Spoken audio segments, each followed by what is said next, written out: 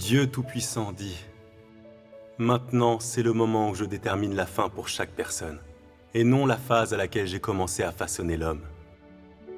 Dans mon livre de comptes, j'enregistre une par une les paroles et les actions de chaque homme, ainsi que leur chemin à ma suite, leurs attributs intrinsèques et leurs dernières performances. Ainsi, aucun type d'homme n'échappera à ma main, et tous seront groupés selon leur espèce comme je les assigne.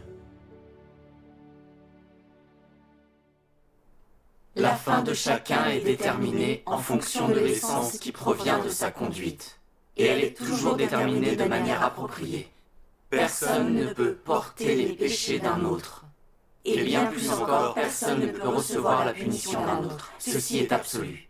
L'affection des parents pour leurs enfants ne signifie pas qu'ils peuvent accomplir des actions justes à la place de leurs enfants, et l'affection dévouée des enfants pour leurs parents ne signifie pas qu'ils peuvent accomplir des actions justes à leur place. Ceci est le vrai sens des mots. Alors de deux hommes qui seront dans le champ, l'un sera pris et l'autre laissé. De deux femmes qui moudront à la meule, l'une sera prise et l'autre laissée. Les gens ne peuvent pas amener leurs enfants malfaisants dans le repos sur la base de leur amour profond pour leurs enfants. Et un mari ne peut pas amener sa femme ou une femme son mari dans le repos sur la base de sa propre conduite juste. Ceci est un décret administratif. Aucune exception n'est possible pour qui que ce soit. À la fin, ceux qui pratiquent la justice sont justes, et ceux qui sont malfaisants sont malfaisants. Les justes seront finalement en mesure de survivre, tandis que les malfaisants seront détruits. Les saints sont saints. Ils ne sont pas souillés. Les souillés sont souillés et ils ne possèdent en eux aucune once de sainteté. Tous les méchants sont ceux qui seront détruits. Tous les justes sont ceux qui survivront. Même si les enfants des malfaisants accomplissent de bonnes œuvres, et même si les parents des justes commettent de mauvaises actions, il n'y a pas de relation entre un mari croyant et une femme incroyante. Et il n'y a pas de relation entre des enfants croyants et des parents incroyants. Ce sont deux types incompatibles. Avant l'entrée dans le repos, la famille selon le sang existe. Mais une fois que l'on est entré dans le repos, la famille selon le sang n'existe plus. Les paroles de Dieu nous disent que son œuvre dans les derniers jours est de trier les hommes selon leur espèce. Il détermine la fin et la destination de chacun selon son comportement, sa nature et son essence. Personne ne peut changer ça. C'est déterminé par le juste tempérament de Dieu. Dieu exige que nous traitions les autres selon ses paroles et les principes de la vérité. Nous ne pouvons protéger ou favoriser quelqu'un selon nos émotions. Pas même s'il s'agit d'un être cher. Ce serait contraire à la vérité et une offense au tempérament de Dieu. Je voudrais partager une expérience personnelle. Avec joie. Il y a environ 3 ans, à la fin d'une réunion, un dirigeant m'a dit: « Votre père est toujours en train de créer des conflits entre les frères et sœurs. Il perturbe la vie d'église. » Nous avons échangé avec lui, analysé la situation et l'avons averti, mais il ne se repent pas. Des frères et des sœurs ont rapporté qu'il avait déjà fait la même chose dans d'autres endroits. Nous allons rassembler des preuves de ces méfaits. J'ai senti mon cœur se serrer quand j'ai entendu ça. Et je me suis dit, est-ce si mal qu'il y paraît ? Ensuite, j'ai repensé aux réunions avec mon père. Il y dérangeait vraiment la vie d'église et refusait d'accepter la vérité. Au cours des réunions, il n'échangeait pas sur la parole de Dieu. Il parlait toujours de choses n'ayant rien à voir avec la vérité. Ça énervait les gens et les empêchait de réfléchir aux paroles de Dieu.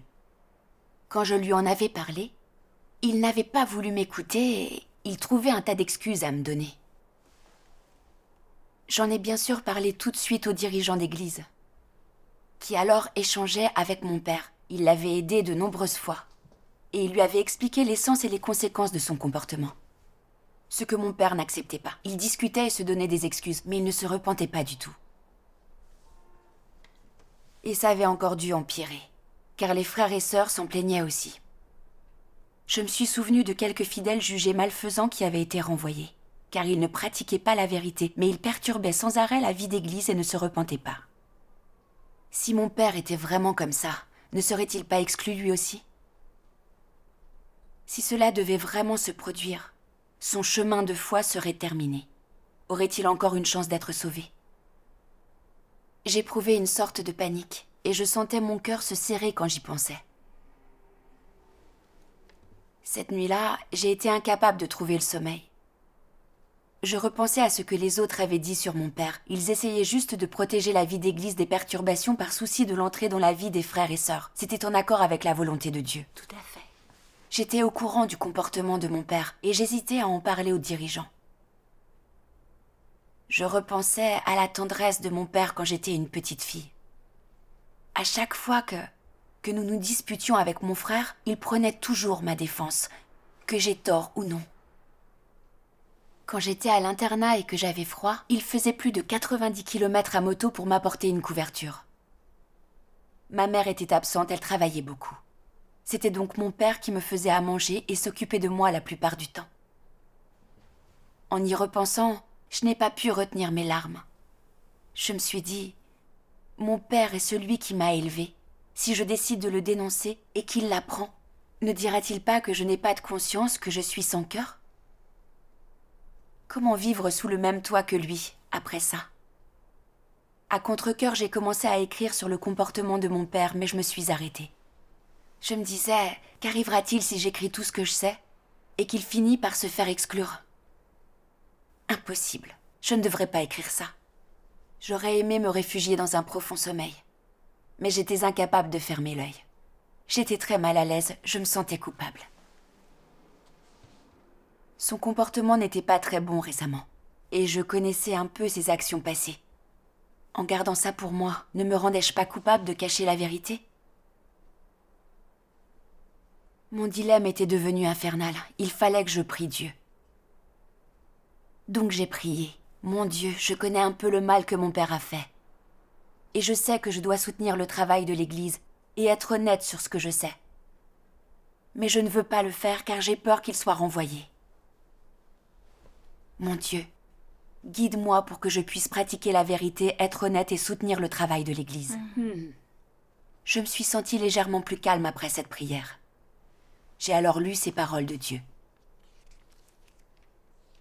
Tous ont dit qu'ils seront attentifs au fardeau de Dieu et défendront le témoignage de l'Église. Mais qui a été vraiment attentif au fardeau de Dieu ? Demande-toi. Es-tu celui qui a montré de la considération pour son fardeau ? Es-tu capable de pratiquer la justice pour Dieu ? Peux-tu te lever et parler en ma faveur ? Peux-tu mettre la vérité en pratique fermement ? Es-tu assez audacieux pour te battre contre toutes les actions de Satan ? Pourrais-tu mettre tes émotions de côté et exposer Satan pour l'amour de ma vérité ? Peux-tu permettre que ma volonté soit accomplie en toi ? As-tu offert ton cœur quand le moment crucial est venu ? Es-tu quelqu'un qui fait ma volonté ? Pose-toi toutes ces questions et pense-y souvent. Ils vivent tous dans l'émotion. Et ainsi, Dieu n'évite pas un seul d'entre eux et expose les secrets cachés dans le cœur de tous les hommes, de l'humanité tout entière. Pourquoi est-il si difficile pour les hommes de se séparer de l'émotion ? Est-ce plus élevé que les normes de la conscience ? La conscience peut-elle accomplir la volonté de Dieu ? L'émotion peut-elle aider les hommes dans l'adversité ? Aux yeux de Dieu, l'émotion est son ennemi. Cela n'a-t-il pas été clairement affirmé dans les paroles de Dieu ? Je n'avais pas la réponse à ces questions. Je savais très bien que mon père ne cherchait pas la vérité, qu'il perturbait ceux qui mangeaient et buvaient les paroles de Dieu. Il n'écoutait l'échange de personne, avait des préjugés sur les autres, les jugeait dans leur dos et semait la discorde. Mais contrainte par l'émotion, je ne voyais pas que l'entrée dans la vie de mes frères et sœurs était perturbée. Je ne voulais pas être franche avec le dirigeant pour protéger mon père. Je ne mettais pas la vérité en pratique et ne tenais pas compte de la volonté de Dieu. Je pensais aux 2 malfaisants que l'Église avait renvoyés. Les voir refuser de pratiquer la vérité et perturber la vie d'Église, ça m'avait enragée. Et je les avais dénoncés avec justice et sévérité. Alors pourquoi ne pouvais-je pas écrire la vérité sur le comportement de mon père ? Je voyais que je n'étais pas honnête, que le sens de la justice me faisait défaut. Je ne pratiquais pas la vérité et ne soutenais pas le travail de l'Église à cet instant-là. Au contraire, je protégeais mon père par émotion, couvrant ses méfaits, et allant à l'encontre des principes de la vérité. N'était-ce pas être du côté de Satan et être une ennemie de Dieu ? En réalisant cela, j'ai prié Dieu et je me suis repentie. Je ne veux plus suivre mes émotions. Je veux être honnête au sujet de mon père. Après ma prière, j'ai repensé à certains de ces méfaits, puis j'en ai dressé la liste l'un après l'autre. Quand il était diacre évangélique, il avait des préjugés contre son partenaire, le frère Zhang. Il le jugeait et le rabaissait souvent devant d'autres frères et sœurs. Ce qui stressait le frère Zhang et le rendait négatif. Le dirigeant avait émondé mon père qui ne voulait rien entendre. Quand des frères et sœurs signalaient ses problèmes, il n'en admettait aucun. Il dénonçait les défauts des autres et il exploitait leurs faiblesses. Il disait toujours « Ça fait longtemps que je suis croyant, je comprends tout ». Me voyant dévoué à mon devoir, il m'appressait de chercher de l'argent et des choses matérielles, et il disait toujours des choses négatives pour contenir mon enthousiasme pour mon devoir. Un jour qu'il avait eu un accident de voiture, le frère Lin est allé prendre de ses nouvelles et échanger sur la vérité, lui disant de réfléchir et d'en tirer la leçon. Mon père n'a rien écouté, il a déformé les faits. Et il a répandu la rumeur que frère Lin était venu pour se moquer de lui. Des frères et sœurs ont eu des préjugés contre frère Lin à cause de ça. Repenser à tout ça m'a déroutée et m'a mise en colère. Je me suis demandé, est-ce vraiment ce qu'est mon père? Une personne malveillante? J'avais toujours cru qu'il faisait son devoir d'évangéliste pendant toutes ces années de foi, qu'il pouvait souffrir et payer un prix. J'avais été dupée par son apparence. Je l'avais pris pour un vrai croyant. Je n'avais jamais essayé de discerner son comportement. J'avais été insensée et aveugle. Je me sentais coupable d'avoir été gouvernée par mes émotions, d'avoir surprotégé mon père. J'ai alors lu ceci dans les paroles de Dieu. Ceux qui déversent leurs propos venimeux au sein de l'Église, ceux qui répandent des rumeurs, fomentent la discorde et forment des cliques parmi les frères et sœurs, devraient avoir été expulsés de l'Église. Mais parce que maintenant c'est une ère différente de l'œuvre de Dieu, ces gens ont été restreints, car ils sont voués à être des objets à éliminer. Ceux qui ont été corrompus par Satan ont tous un tempérament corrompu. Certains n'ont rien de plus qu'un tempérament corrompu, tandis que d'autres ne sont pas comme cela.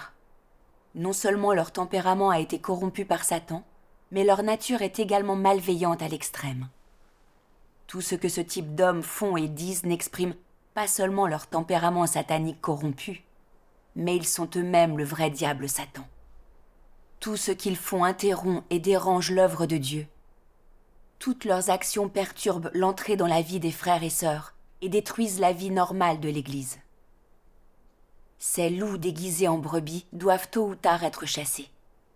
C'est pourquoi il faut adopter une attitude impitoyable, une attitude de rejet à l'égard de ces laquais de Satan. C'est la seule chose à faire pour se tenir à côté de Dieu.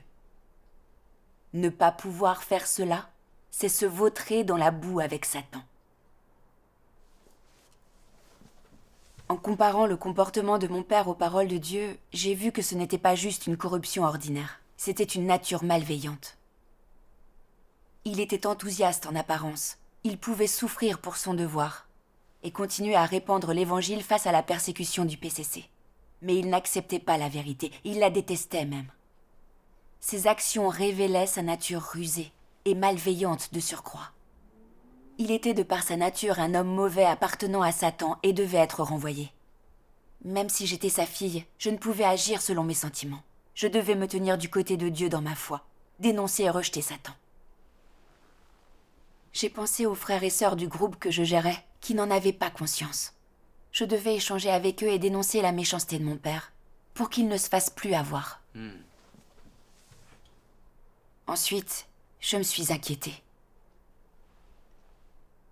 Certains ont découvert la foi grâce à lui, et s'entendent bien avec lui.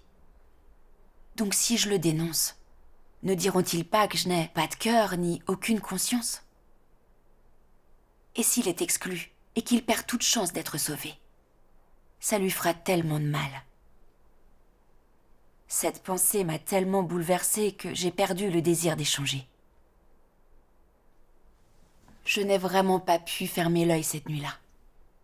Je pensais que si je ne dénonçais pas la méchanceté de mon père, et que des frères et sœurs dupés prenaient parti pour lui, ils prendraient part à sa méchanceté. Si je les voyais se faire tromper mais n'échangeais pas avec eux, n'en serais-je pas responsable? À cette idée, je me suis sentie coupable. J'ai donc prié Dieu. Mon Dieu, j'ai tellement de soucis en ce moment. Je t'en prie, donne-moi la force et la foi, guide-moi vers la pratique de la vérité et expose cette personne malfaisante. » Après avoir prié, j'ai lu ce passage des paroles de Dieu. Quel principe concerne la manière dont les hommes devraient se traiter les uns les autres, aimer ce que Dieu aime et détester ce que Dieu déteste. Les personnes que Dieu aime, qui poursuivent vraiment la vérité et réalisent la volonté de Dieu, ce sont celles-là que tu devrais aimer. Celles qui ne réalisent pas la volonté de Dieu, qui haïssent Dieu, qui lui désobéissent, qui sont celles qu'il méprise, sont les personnes que nous aussi, nous devrions mépriser et rejeter. C'est ce que requiert la parole de Dieu. Pendant l'ère de la grâce, le Seigneur Jésus a dit « Qui est ma mère et qui sont mes frères ?